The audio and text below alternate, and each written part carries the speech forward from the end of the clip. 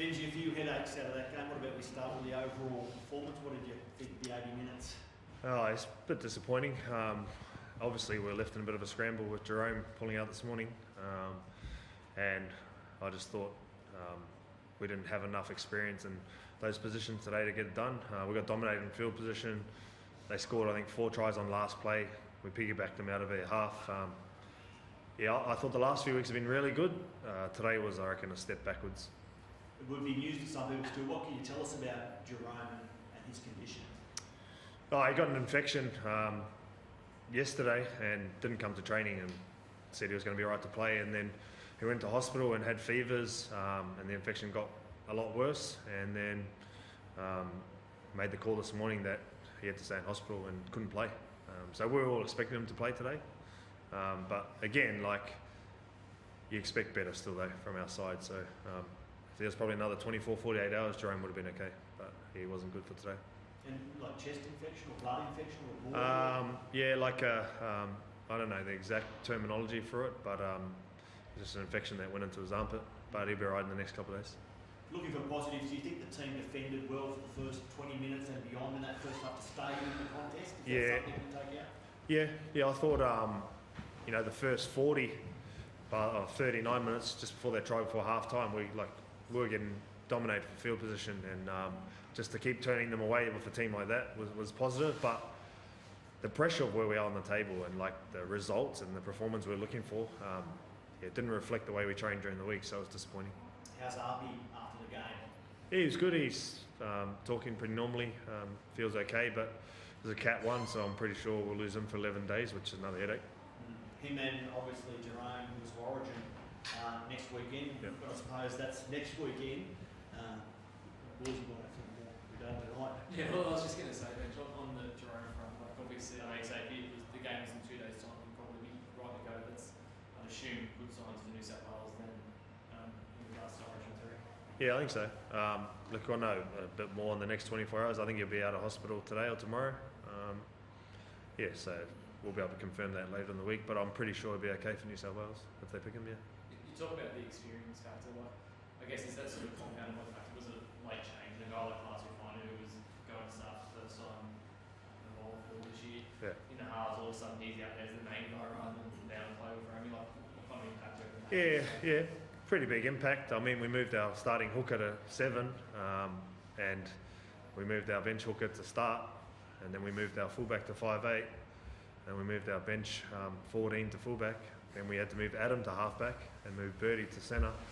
So we had a lot of people playing out of position today. I probably got a little bit of that interchange wrong today, but just trying to create change and momentum. And I thought Adam did a fair job of changing that momentum when he went in the halves. But again, we're just our own worst enemy today. But again, that no credit.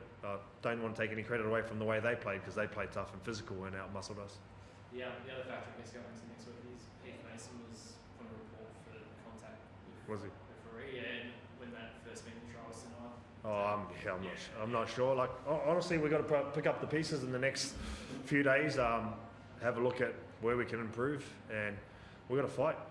And one thing I know about our team is they fight, and they'll train hard this week to get it right for next week. But again, the pressure of the results of trying to make that top 8 starts slipping away further and further, and you start putting pressure on yourself. So it's tough, but we've got to fight. I was going to say, is that frustrating with the benches? Watching you guys play this year, it's very clear that the Tigers have taken steps forward and you've improved a bit. But when you look at the lower, you look at the results at 6 straight now, it doesn't.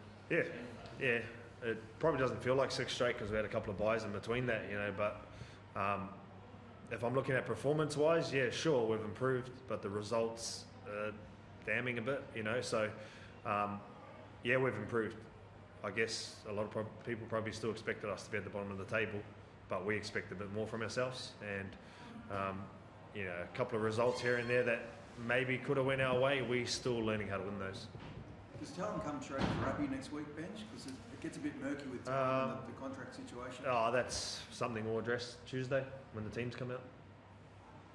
And just with Adam tonight, moving to the halves there late in the game, just sparked the attack a bit. Yeah, he did a fair job there. He didn't do a lot of practice in that position. I thought defensively at centre he was really good, did a good job on Turbo, and then created a few opportunities in the halves. So definitely something we'll look at next week, having him there. Just on talent, obviously it's June 30 on Monday. Do you expect him to still be at West Tigers next week? Oh, look, honestly, I don't know.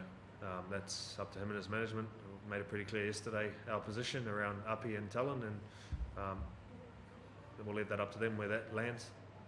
Is Appy being out for next week going to affect that in any way? Again, like something we'll have to talk about over the weekend. We haven't really thought about that right now. And why aren't the Tigers just going to roll over and die from here? Why is there some fight in this team over the back end of the season off the back of 6 straight losses? We can see that we've built better in past performances, and I mean the amount of games we've lost by 2 or 4 points this year makes it, I guess, frustrating for us players. But we can see on the training paddock and how close we are as a group that we just don't want to. We don't want to die wondering. You'll never see us throwing the white towel or leave anything out there. So there's definitely no talk with us boys to not put in effort every week. That'll be pretty stupid from us. So we've got the backing of the coach, and we're going to go out there every week and give our fans something to cheer about and make sure we're in the fight for the full 80 minutes. Cheers, boys. Thanks, mate.